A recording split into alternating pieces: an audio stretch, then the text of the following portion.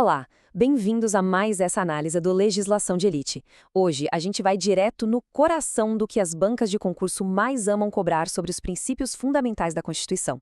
Vamos mergulhar nos artigos 1º ao 4º, com foco total naqueles detalhes que fazem toda a diferença na hora da prova.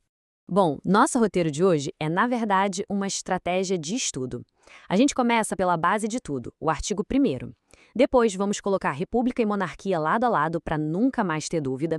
Em seguida, a gente mergulha na nossa democracia, entende os limites do poder e, claro, no final, a parte que todo mundo espera, como isso vira questão de prova e um raio-x das pegadinhas mais clássicas. Bora lá!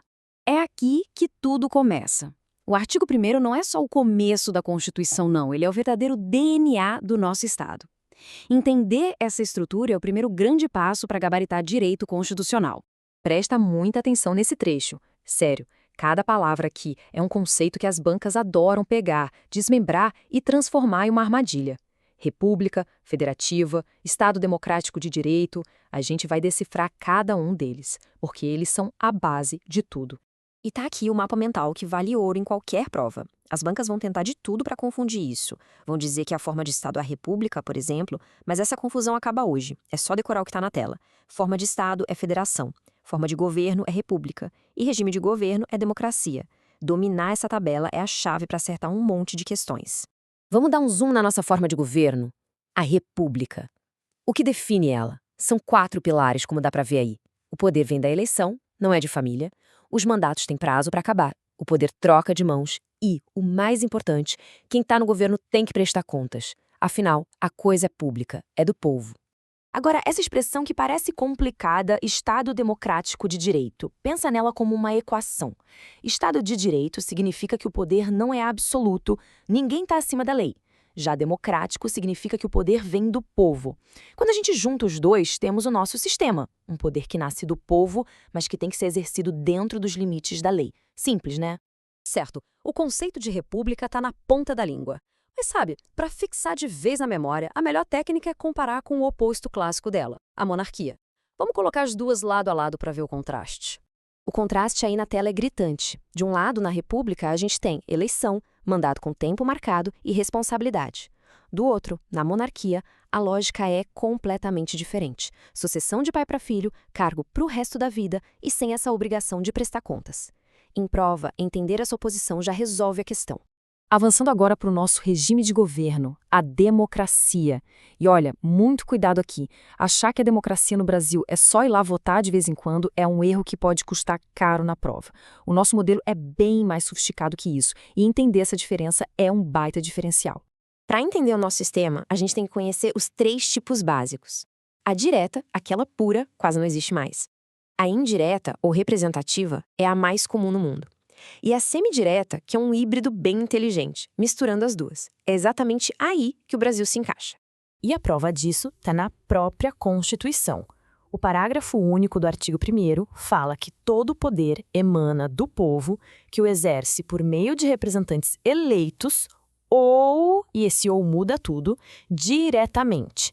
Essa é a palavrinha-chave que define nosso sistema como semidireto.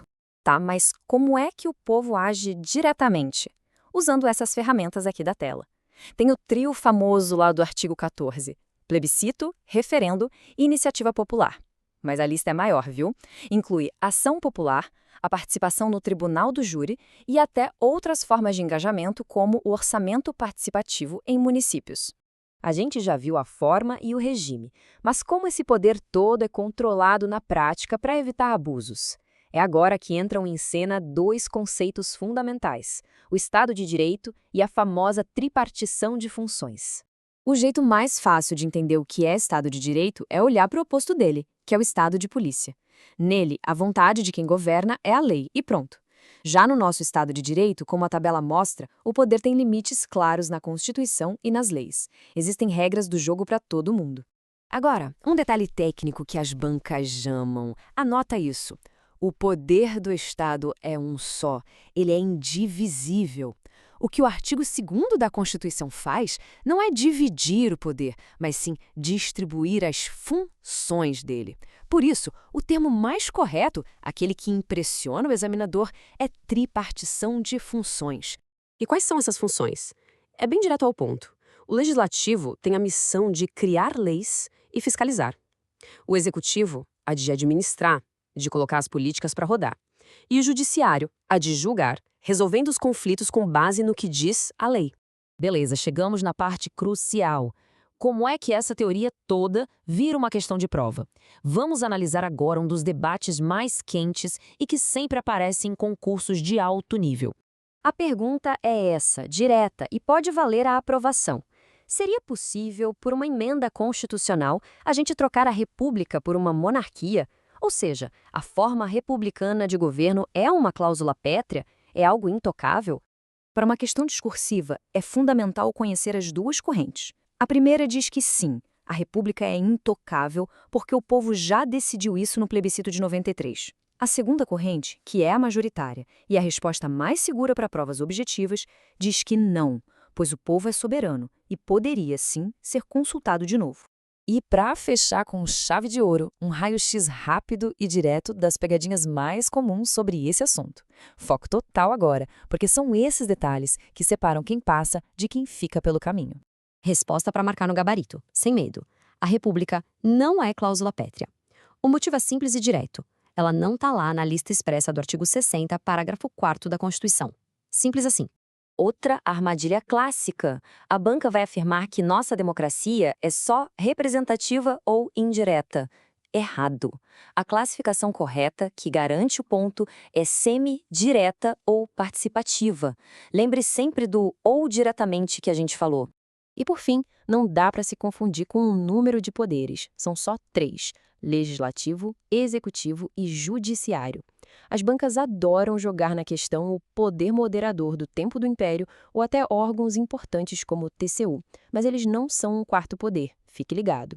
E para a gente fechar, fica a reflexão. Se o poder é um só, qual a genialidade em distribuir ele em funções que precisam ser independentes, mas ao mesmo tempo harmônicas? A resposta está na busca pelo equilíbrio, no famoso sistema de freios e contrapesos, para que nenhum poder se torne absoluto. É isso, espero que essa análise ajude na preparação. Força total nos estudos e até a próxima aqui no Legislação de Elite.